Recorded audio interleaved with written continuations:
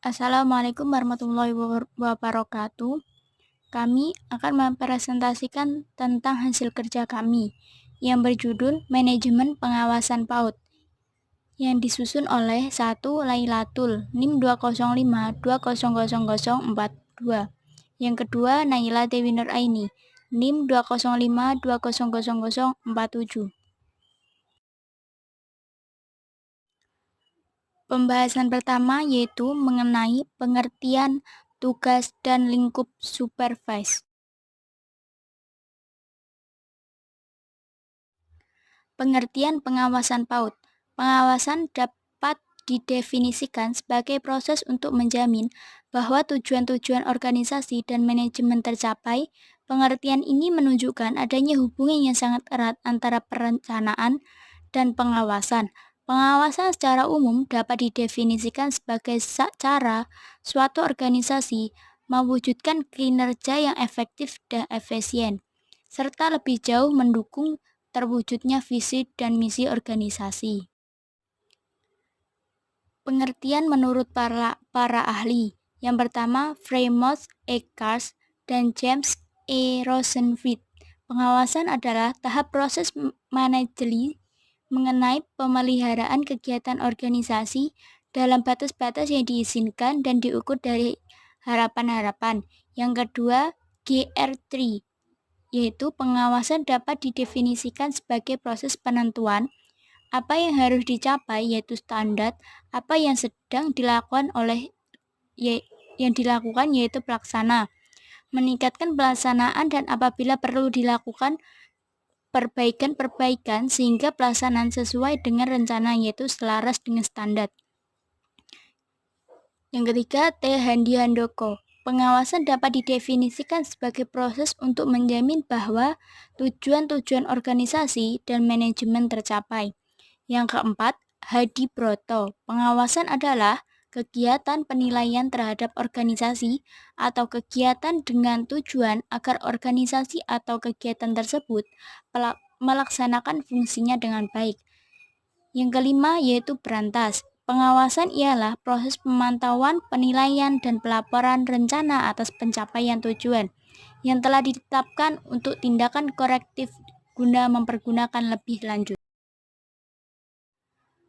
Tugas pengawasan PAUD. Manajemen berasal dari kata to make yang berarti mengelola, memimpin, atau mengarahkan. Kata manajemen memang lebih akrab di dunia ekonomi bisnis jika dibandingkan dengan manajemen pendidikan. Maka tujuan dari pengelolaan atau manajemen bisnis, ekonomi, dengan manajemen pendidikan juga berbeda. Dengan adanya pengaturan dihadapkan setiap instansi atau lembaga, termasuk lembaga PAUD, dapat berjalan secara efektif dan efisien sehingga manajemen PAUD merupakan suatu upaya pengelola, mengatur atau mengarahkan proses interaktif edukatif secara teratur, terencana, tersistematiskan untuk mencapai tujuan PAUD.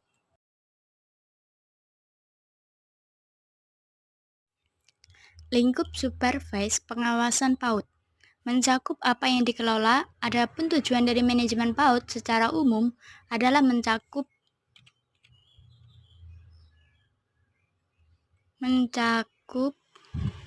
kata kunci efektif dan efisien, sehingga manajemen ini bertujuan agar PAUD mencapai tujuan sebagaimana yang telah dirancangkan secara efektif dan efisien.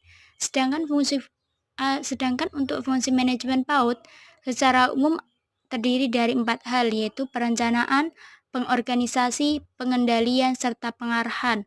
Hal ini juga dipakai dalam manajemen ekonomi bisnis, di mana keempat hal tersebut sangat penting dan menjadi acuan dalam menjalankan sebuah program dalam suatu lembaga atau organisasi. Pembahasan yang kedua yaitu mengenai tujuan, fungsi, dan prinsip pengawasan PAUD.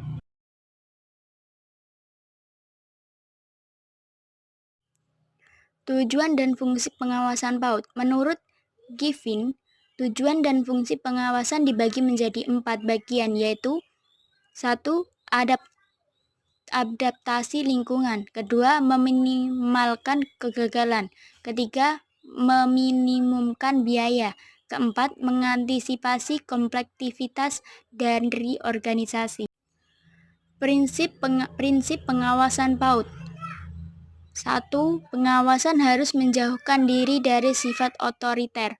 Yang kedua, supervisi harus mampu menciptakan hubungan kemanusiaan yang harmonis.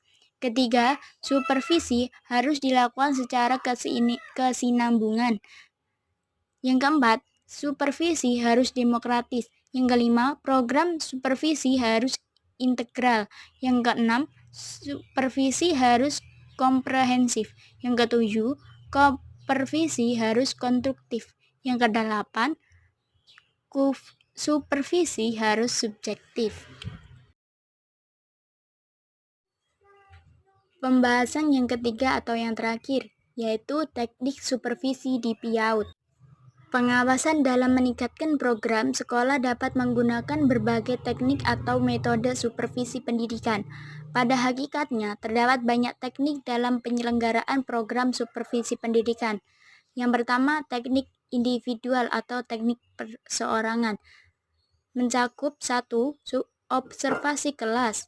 Yang kedua, wawancara perseorangan. Yang ketiga, wawancara berkelompok. Yang kedua, teknik berkelompok.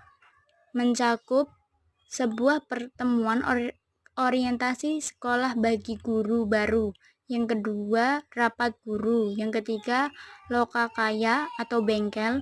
Yang ketiga, panel diskusi. Yang keempat, simposium. Yang kelima, penataran in-service training. Yang ketujuh, seminar.